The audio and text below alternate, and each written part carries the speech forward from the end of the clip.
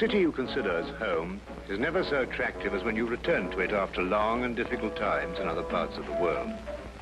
My name is Dr. John Watson. I had served and been wounded in the more remote regions of Afghanistan and had been discharged from the army with specific instructions to rest. The sight of London again was already working its soothing tonic. As I rode through the familiar streets, I never suspected that a chance introduction would lead me into the most amazing adventure of my entire life. Watson, old man! Hello, how have you been? It's good to see you. Not as well as you, obviously. You look great, old man.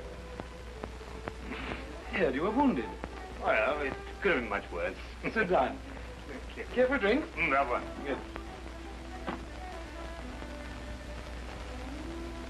Well, what are your plans now? Got nothing really at the moment. I'm looking for lodgings. Trying to solve the old problem of comfortable quarters at a reasonable price. That's odd. There's the second man today that's used that expression. Really? Who's the other? Well, you wouldn't know him. He's doing some work in the chemical laboratory at the hospital. Might be interesting. Yes, well, I wouldn't mind sharing a flat with somebody if he was all right. Well, Anything wrong? Oh, no. He's rather strange. Well, what's wrong with him? Oh, nothing wrong with Holmes. That's his name, Sherlock Holmes.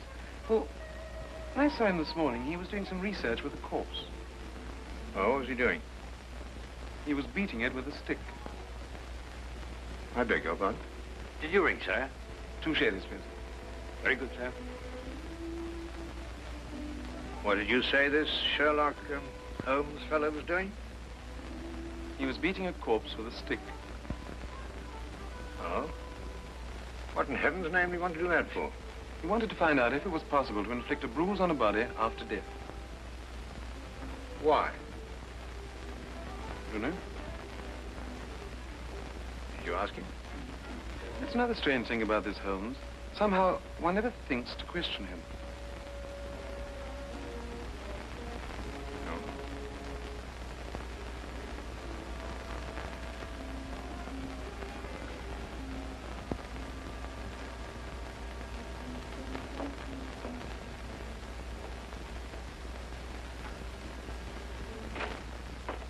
It works. It really works.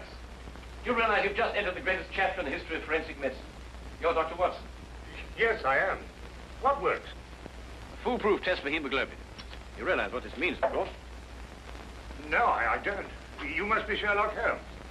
It will create a revolution in criminal investigation. Yes, I'm Holmes. How did you know I was Watson? Because you've just come back from Afghanistan. How do you do? How you do? How did you know I'd just come back from Afghanistan? Well, it's written all over you. The problem has generally been that a man is suspected of a crime months after the crime is committed. Then when they find bloodstains on objects of clothing, they can't be sure if it's blood, mud, or rust stains. But this solves the whole thing, of course. Oh, of course. Of course. Stamford told me you're looking for someone to share a flat you'd found. You know, if this test had been in existence a year ago, it would have meant that von Bishop of Frankfurt would most certainly have been hung. And that goes for Mason of Bradford, Muller, and O'Fay, naturally. Naturally. Who are these people? Did you know I'm delighted to meet you, Watson? I think you'll like the flat. It's in Baker Street, by the way. Oh, we could pop round this afternoon and have a look at it if you care. Yes. Oh, yes, rather. I'd like that. Good. Did you mind if I play the violin?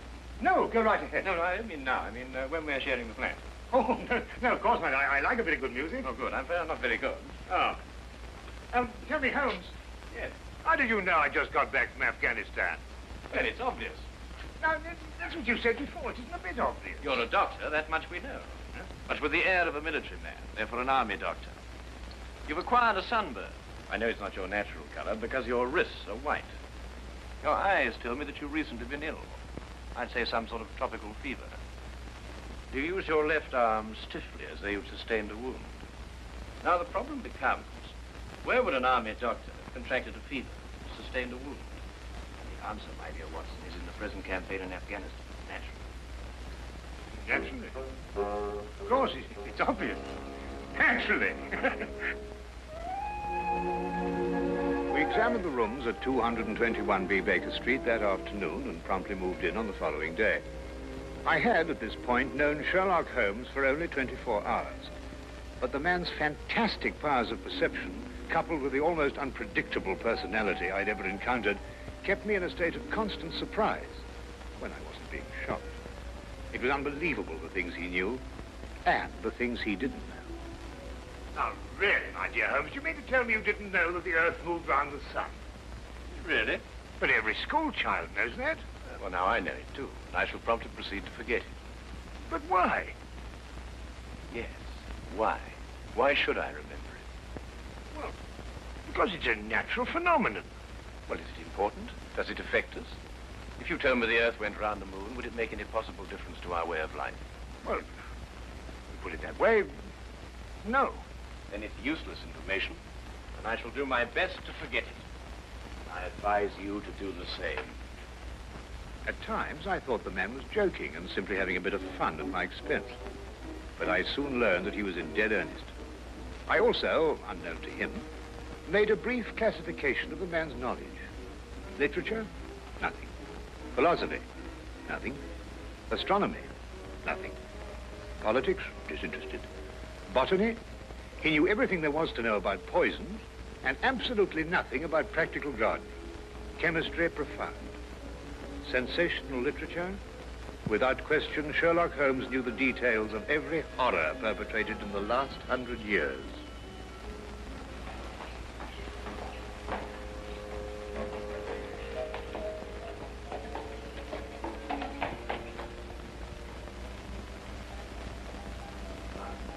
I believe we have a visitor. Really? Who's coming here? I believe so. I would also say he's a retired sergeant of Marines. Oh, you know the man? I've never clapped eyes on him before in my life. Well, in that case, that's one of the wildest statements I ever heard.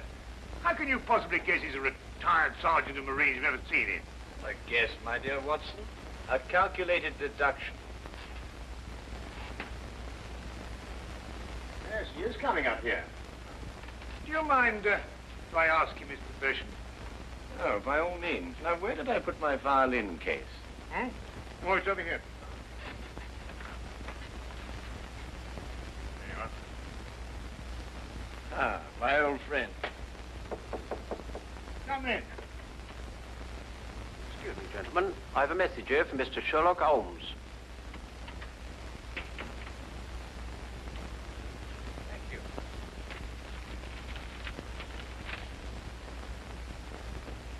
Excuse me. Sir? Do you mind telling me your occupation? Not at all, sir. I'm a civil servant employed by the police department. Thank you. I just wondered. Not at all, sir. How long have you been with the police department? Just a year, sir. Before that, I was a sergeant in the Marines. Good day, gentlemen. How did you know? An interesting letter, Watson. A very interesting letter. Perhaps you'd like to come with me. Where? To catch a murderer, of course. Of course.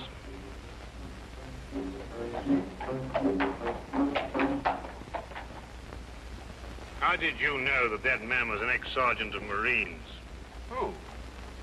A messenger from the police. Oh, yes, the retired sergeant of Marine. That's what I said. Well, there's nothing mysterious about such observations, my dear Watson, but unfortunately, when explained, they lose their romantic order of mystery. My decision was based on observation and logical deduction. The man had a large anchor tattooed on the back of his hand. This was visible from our window. I admit I didn't notice it at the time, but since you mention it, I think there was an anchor. Oh, there was indeed. He also wore regulation sideburns and had a slight nautical roll. Thus, I judged him a Marine. Oh, guess, I grant you, but only a refinement of guesses one makes every day. Don't be so disgruntled, Watson. Test your own powers of observation. We are entering the perfect situation. No? What are we entering? A house that holds a murdered man.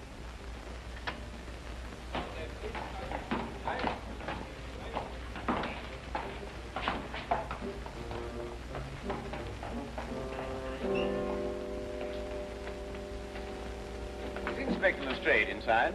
Yes, sir. May I have your name, please? Yes, Sherlock Holmes. This is Dr. Watson. Oh, that's quite all right, sir. Inspector Lestrade gave instructions to admit you. Oh, good. Oh, by the way, has the body been removed? No, sir, but the medical examiner's just gone. Oh, thank you.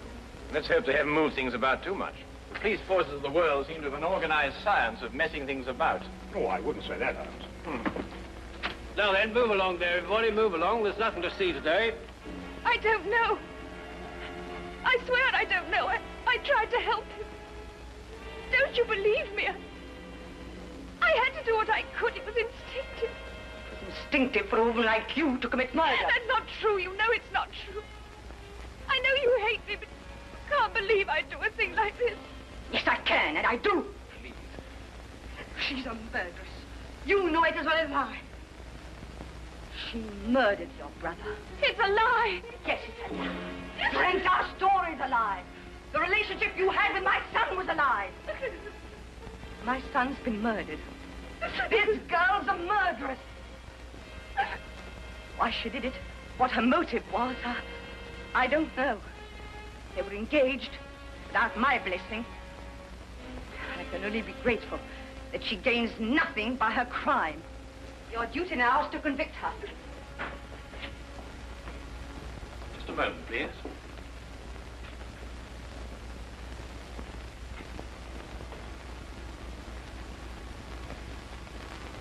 Notice the angle of incision, Watson. Yes. Well, the force of the blow and the general penetration of the upper region of the chest. How long would you estimate before loss of consciousness? Well, it's difficult to say. 30 seconds. Minutes? Oh, between the two. I see. And death? Shortly thereafter. 2 minutes. 3? 3 or 4, I'd say. Thank you, Watson. All right, take him out. Forgive the interruption. I would prefer to have been invited before the body had been moved. I thought you'd be interested, Holmes. Oh, thank you, Lestrade. Well, may I introduce my friend, Dr. Watson, Inspector Lestrade of Scotland Yard? How do you do? How do you do? So you're completely stuck, eh, Lestrade? What do you mean? Well, you thought I'd be interested. Why don't you admit it? You're in a jam. Magnificent cabinet work, don't you think? What you say isn't exactly true, Holmes. I've done you a favor. This is an interesting case. Of course, there are 1 or 2 unexplained details, but I don't believe it'll be long before we're What's clear. your principal problem? There's no motive. I found this girl with a knife in her hand. My brother lying dead on the floor. I found Peter on the floor. I tried to help him By stabbing him? by removing the knife. Anybody would have done the same thing. I love him. Oh, my dear young lady, there's no cause for you to alarm yourself. No one's accusing you of, well, of what happened. This would be a clear-cut case if only she had a reason for murdering him. There happened to be a policeman outside the house during the murder, and he said that no one came in except her. Well, what about the others? Who benefits by her death? Well, no one. The estate was left in such a way that if he died before he married, everything went to charity.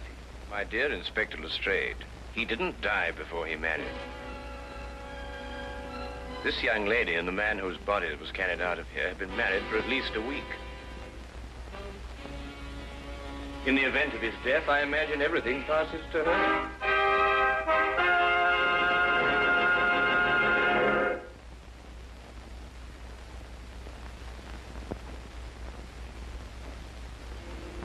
And now we return to the case of the Cunningham heritage.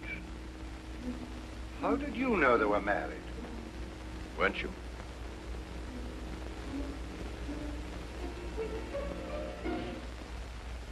Yes, a week ago. Then you do benefit by my brother's death. You're his heir. I don't know if I am or not. I only know I didn't kill him. I swear I didn't. Where were you married? We went down to Brighton last weekend. Well, why didn't Peter say anything about it? I don't know. He asked me not to say anything, so of course I didn't. I'm afraid, young lady, I'll have to ask you to accompany me to headquarters. Stand.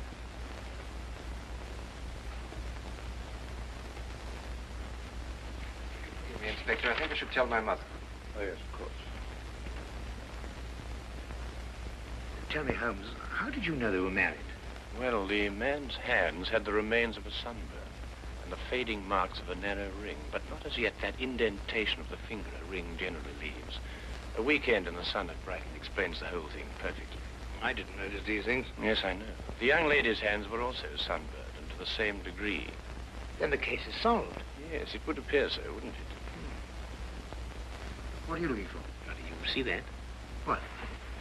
Here, use this. Why, that's only the cut in the carpet. Yes, but it's a fresh one. Yes, but what does it mean? That's a good question.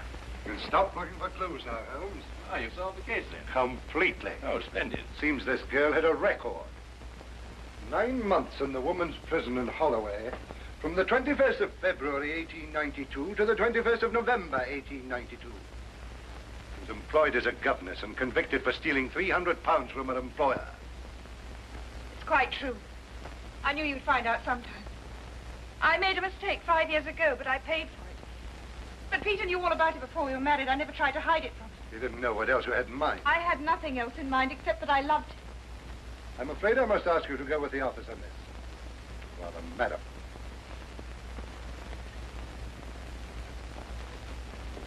Well, that's how I like my cases. Fast and simple. Oh, you must tell me some more about it. Well, there's nothing to tell, really. Her story was that Peter asked her to call here at 10 sharp. She arrived, found the door open for her, came in here and found him writhing on the floor with a knife in his chest. She screamed, pulled it out. Just then, Brother Ralph walked in. Peter died without saying another word. So she stabbed him for the inheritance and was caught in the act. Simple. Well, falling off a log. Couldn't be simpler, could it, Watson? Well, I still think it's a tragedy. Yes, but in my job, Dr. Watson, we run up against it all the time. Yeah? No, thank you. Well, I suppose you've had some amazing adventures. Yes, but one learns to have a real philosophy of life and get a good perspective. Yes, I suppose. But just the same, I think it's a pity. Just another case of a clever girl being too clever. The clever girl who intended to murder her husband, he certainly chose the most stupid possible way to commit the crime. What was that? Well, what's this? Checkbook. Oh, amazing deduction, Lestrade. Look. So Peter Cunningham drew a check for £1,000. 6 weeks ago, and 5 weeks ago, and 4, and 3, and 2, and that's all. Well? They're drawn to cash. Well, I don't get your point. He was a very rich man. Well, it's a great deal of cash. It was his own money. I suppose he could do what he liked with it. You may have hit the proverbial nail, Lestrade. Now, look here, Holmes. You're trying to start something that just doesn't exist. Do you think so? I have a great deal of respect for your opinion, Holmes. But your trouble is that you can't leave things alone. If there isn't a mystery, you have to make one, or you're not happy. You're right, I'm not happy. There are marks on the carpet indicating a struggle. The man whose body was carried out of here was over 6 feet in height. If he had struggled with the girl who had left here, I don't think he'd have lost. She surprised him. Oh, but he was expecting her. That's her story. I'd say she sneaked up on him. What, had stabbed him in the chest? How do you sneak up on someone and stab him in the chest, Lestrade? Now, look here, Holmes. You're trying to start something, and I just won't stand for it. That girl's a jailbird, and she's guilty, and she's going to hang. And that's the end of the case. I see Inspector Lestrade is up to his usual mental gymnastics, trying to hammer square pegs into round holes. Well, Lord, it's been a great pleasure meeting you, Inspector. I warn you to keep away from that man, Holmes, or you'll be insane in less than a week.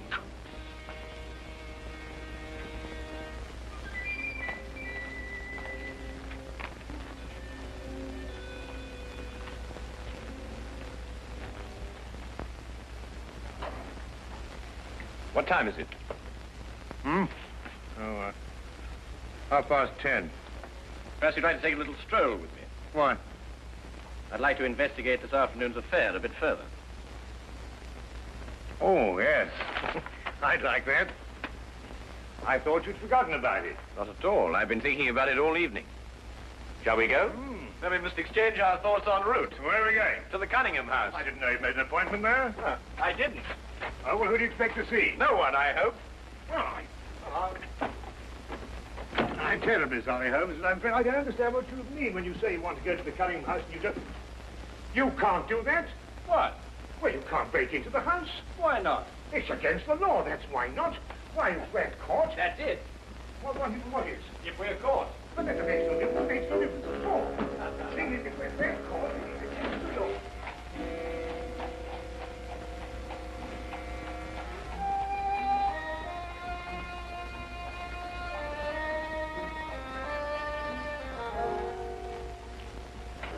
now.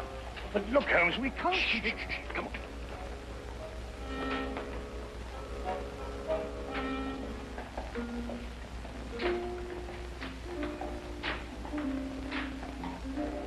Good evening, Inspector. Good evening, Sergeant. Everything all right? Yes, sir.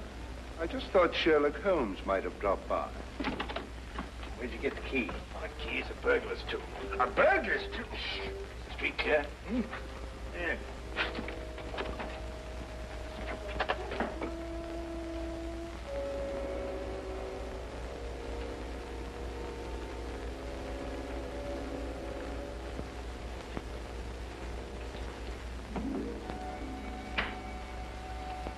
How do you know he's out? Because I had a spy watching the house. Go through that cabinet. What am I looking for? Oh, papers, bank statements, anything to indicate passage of money from Peter Cunningham's account. Go on.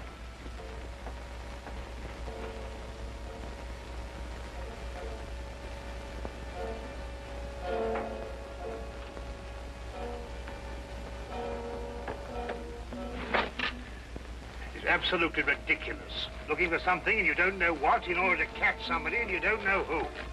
Quite ridiculous. Nothing over my side. Keep looking. Who do you think's got it? Whatever it is we're looking for. Why did Peter Cunningham try to hide the fact of his marriage? A week or a month would remain indifference as far as his mother was concerned. She would never have consented to his new bride anyway.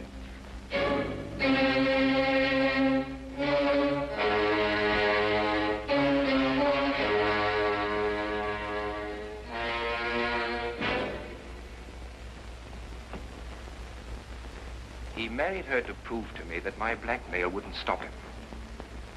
And then he withheld the fact in order to give me 1 week to clear out of the country before he exposed me. The money he paid you went to buying up your promissory notes. I was being pressed, Mr. Holmes. My brother's engagement to a jailbird gave me a perfect opportunity to extract a little money from him. In fact, if he hadn't been such a bullhead, it would have gone on for quite some time. A jailbird, as you put it, makes the perfect murder suspect. Perfect, Mr. Holmes. And you and Dr. Watson make perfect burglary suspects. When I report your death to the police, they can't possibly blame me for defending the sanctity of my home.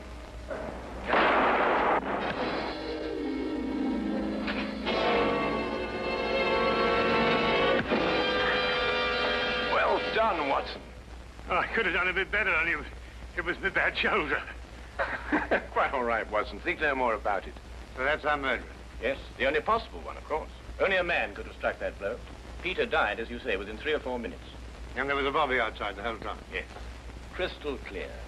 No, it's completely obvious. Well, what do we do now? What's going on here? Who fired that shot? We will sit with the good inspector, and with the aid of our evidence, a bit of logic, and a few simple diagrams, we will endeavor to convince him that night follows day and that 1 and 1 inevitably makes 2. How did you two get in here anyway?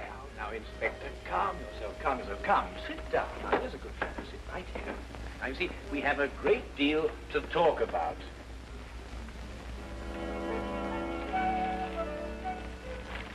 Also present with Inspector Lestrade was Dr. John Watson and a personal friend of the inspector's, Mr. Sherlock Holmes.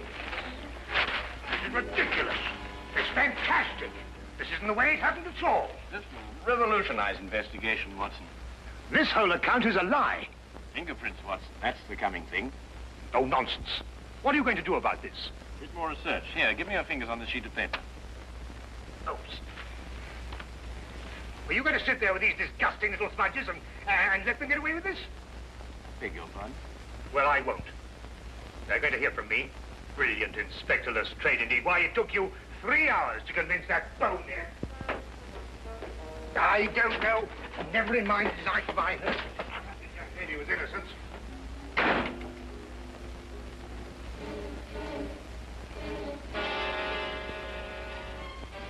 Oh. I wonder if he got more than a shoulder wound in Afghanistan. Oh.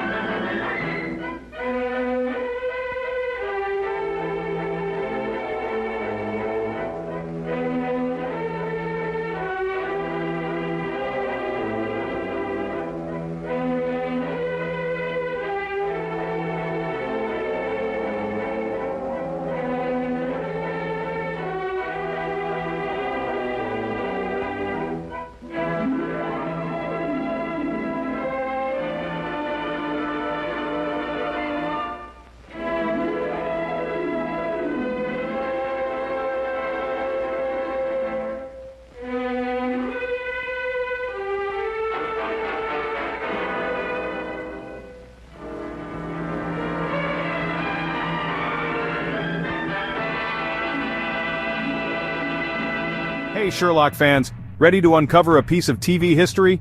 In 1954, the world got its first full-season TV adaptation of Sherlock Holmes. Ronald Howard, son of legendary actor Leslie Howard, brought a fresh and charming twist to the detective. And let's not forget Dr. Watson, played by H. Marion Crawford, who added humor and warmth to the duo. Directed by Sheldon Reynolds and filmed in France, the series cleverly dodged copyright issues in the UK and the US. Each episode, inspired by Arthur Conan Doyle's stories, blended mystery, deduction, and 1950s charm. If you enjoyed this dive into TV history, hit subscribe to Timeless Full Features. More classic mysteries await. The game, dear friends, is always afoot.